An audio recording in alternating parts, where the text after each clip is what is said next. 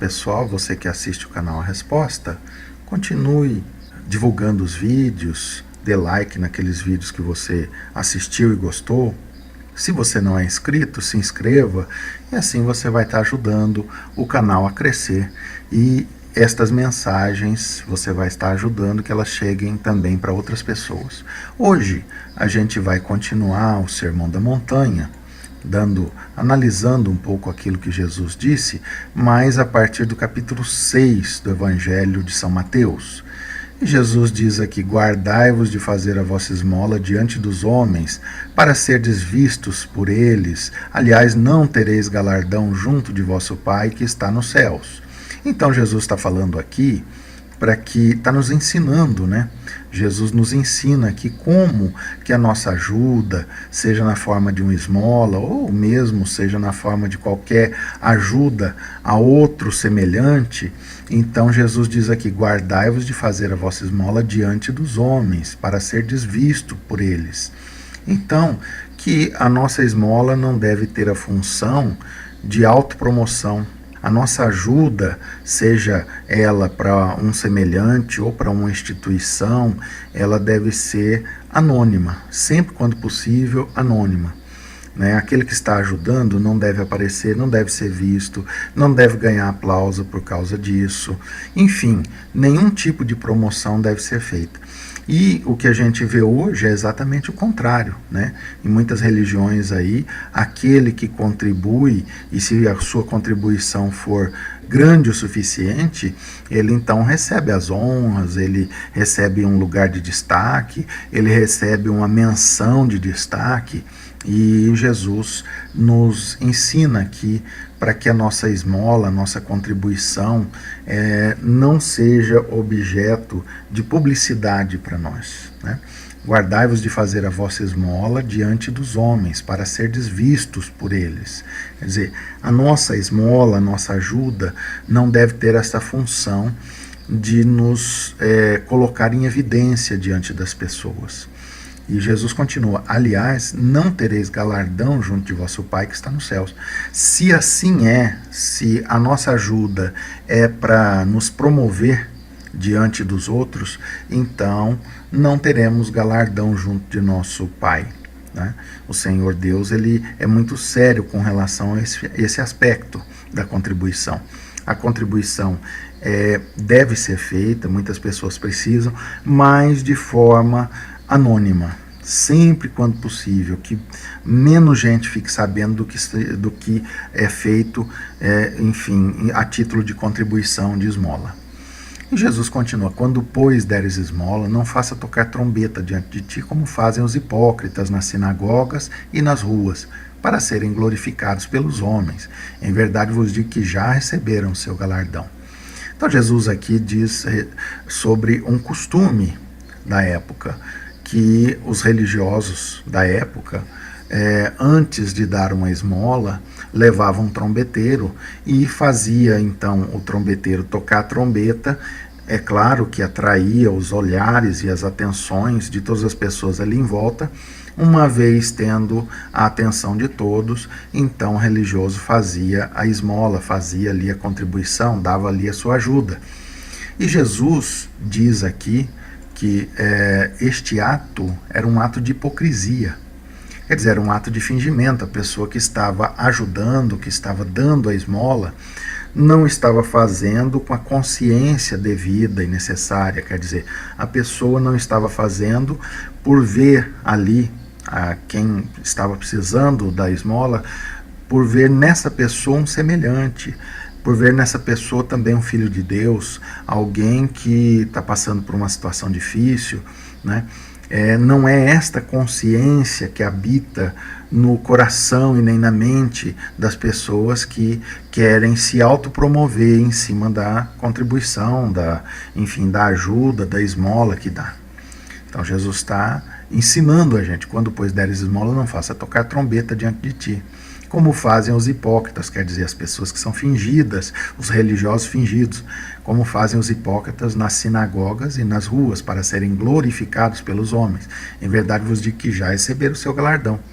Aquele que faz a sua contribuição para ser visto, para ser colocado em evidência, para ser o centro das atenções, ainda que por um período curto de tempo, aquele que faz isto para que no seu currículo seja agregado ali um título de cidadão emérito, bondoso, caridoso, este está diante de Deus perdendo seu tempo, porque o Senhor Deus ele não vai reconhecer esta ajuda como sendo válida do ponto de vista espiritual.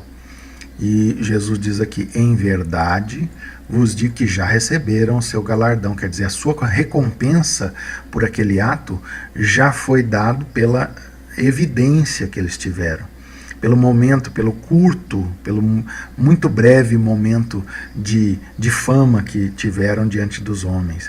Então o Senhor Deus, ele entende que esta recompensa já foi paga. Mas, diz aqui no versículo 3, quando tu deres esmola, não saiba a tua mão esquerda o que faz a direita. A esmola deve ser dada, a ajuda, a contribuição deve ser dada da maneira mais anônima possível, para que tenha validade diante de Deus. Né? Conforme nós vimos Jesus ensinando, aquela esmola que serve para propaganda, para autopromoção, seja de quem for, essa esmola não tem validade diante de Deus. E ele continua aqui no versículo 4, para que a tua esmola seja dada em secreto, e teu pai, que vê em secreto, ele mesmo te recompensará publicamente. Então, a esmola é um ato de humanidade, é um ato de caridade, é um ato de amor, mas é também um ato de fé. A pessoa que está dando, ela tem que ter fé que Deus está vendo aquele ato, e Deus, no momento certo, propício, ele vai então recompensar a pessoa. Né? Então é também um ato de fé. E aí ele continua, e quando orares não seja como os hipócritas, pois se comprazem em orar em pé nas sinagogas e às esquinas das ruas para serem vistos pelos homens. Em verdade vos digo que já receberam o seu galardão. Então, aqui Jesus nos está ensinando a orar. Né? Esse aspecto mais externo da oração. E quando orares, não seja como os hipócritas, pois se comprazem, quer dizer, a pessoa se agrada de orar em pé nas sinagogas e as esquinas das ruas para serem vistos pelos homens. Né? Então a nossa oração também não deve ser objeto de publicidade para nós. A nossa oração deve ser a mais reclusa, a mais particular possível. Né? Nós não temos a necessidade de orar para mostrar para quem quer que seja que nós oramos, mas somente a Deus. É um momento de comunhão com Deus. Não cabe a ninguém aferir, nem querer notar, nem querer contabilizar tempo de oração. Isso não faz sentido, né? E a nossa oração tem que ser vista somente por Deus. E a necessidade da oração, o cristão deve sentir e deve ser impelido a orar por entender que a oração é necessária, né? Não por obrigação. Nós não temos que orar para provar a ninguém. O marido não precisa orar na frente da esposa para a esposa acreditar que o marido é um homem de oração. A esposa não precisa orar na frente do marido para querer comprovar de alguma forma de que ela é uma mulher de oração. Né? O quanto cada um ora é objeto de foro íntimo, quer dizer, a pessoa é que tem que ver o quanto ela está orando, se está sendo suficiente ou não. Né? Então, e a nossa oração deve ser também a mais particular possível, a não ser em situações onde não tem como uma oração particular ser feita, quer dizer, de repente numa reunião, num ajuntamento de pessoas em torno de um assunto, ou do estudo da palavra, ou em visita a alguém que está doente. Então, nessas ocasiões, é possível você fazer uma oração pública. Né? Mas também sem necessidade de ficar escolhendo palavras para a oração sair bonita, sem necessidade de mudar a entonação de voz. Tem pessoas que começam a gritar na oração, tem pessoas que começam a fazer a voz trêmula para suscitar algum tipo de emoção naqueles que ouvem a oração. Nada disso é de fato função da oração. A oração é uma conversa particular com Deus, né? Não tem que provocar emoção em ninguém, não tem que ser desenhada com contornos de obra de arte, né? Falada com palavras bonitas para emocionar quem quer que seja, também não tem que ser gritada, também não tem que mudar a entonação de voz. Tem pessoa que ora, a voz dela é de um jeito conversando, e quando ela está orando ela tremula a voz, ela faz uma coisa melancólica para despertar algum tipo de emoção naquele que ouve. Isto tudo está sendo explicado aqui por Jesus, que não há necessidade nenhuma. E ele diz aqui: mas tu, quando orares, entra no teu aposento e, fechando a tua porta, ora teu pai que está em secreto, e teu pai que vê em secreto te recompensará publicamente. A nossa oração é nossa, é muito particular, né? Não é para transformar em nenhum tipo de benefício para nós, né? Não é para dar nenhum título. Olha, aquele é o fulano que tem oração poderosa porque ele ora muito, aquela é a fulana que tem uma oração que rompe barreiras e cadeias porque é uma pessoa de muita oração. Não, esses títulos aí, pessoa com oração poderosa, ou pessoa que é um homem de oração, uma mulher de oração, isso tudo é perda de tempo. Nós temos que orar em secreto, e Deus, que nos vê também em secreto, vai avaliar ali a nossa intenção, o nosso pedido, o nosso coração, a nossa mente, vai validar todas as coisas ali segundo a infinita misericórdia de Deus. E aí Jesus continua no versículo 7, orando não useis de vãs repetições como os gentios, que pensam que por muito falarem serão ouvidos. Então é outro erro. Muitas vezes a pessoa vai orar, a oração depois de 5, 10 minutos já acabaram os pedidos de oração, já acabou todo mundo, ela já orou pela família, ela orou pelo país, ela orou pelos doentes, ela orou, enfim, por todo mundo depois de 10, 15 minutos de oração. E aí, para poder estender a oração, ela começa a repetir palavras, repetir frases. E o Senhor Jesus está claramente aqui nos ensinando: olha, não useis de vãs repetições, né? Seja na maneira de pedir para Deus alguma coisa, nem na maneira de louvar a Deus durante a oração, nem, enfim, usar de vãs repetições é completamente desnecessário.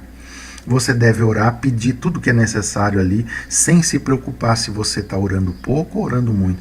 Terminaram os pedidos, você pediu tudo que era necessário, você agradeceu, você intercedeu por todas as pessoas que vieram na sua mente, sua oração então terminou. Você não tem que ficar ali repetindo palavras para poder chegar num certo tempo de oração, né? Esticar a sua oração para poder chegar numa certa meta. Não, oração é algo particular com Deus e não tem necessidade de ter tempo mínimo de oração. Não tem necessidade, porque uma vez que você tem um tempo mínimo de oração, às vezes você tem que repetir coisas ali. E o Senhor Jesus está dizendo: olha, não useis de vãs repetições. A oração, ela, depois de um certo tempo, a pessoa começa então a lembrar de mais gente, a incluir mais gente na sua oração. Naturalmente a oração vai se estendendo um pouco mais, então não tem que ser uma preocupação nossa de estender a oração, né? Então não precisamos usar de vãs repetições.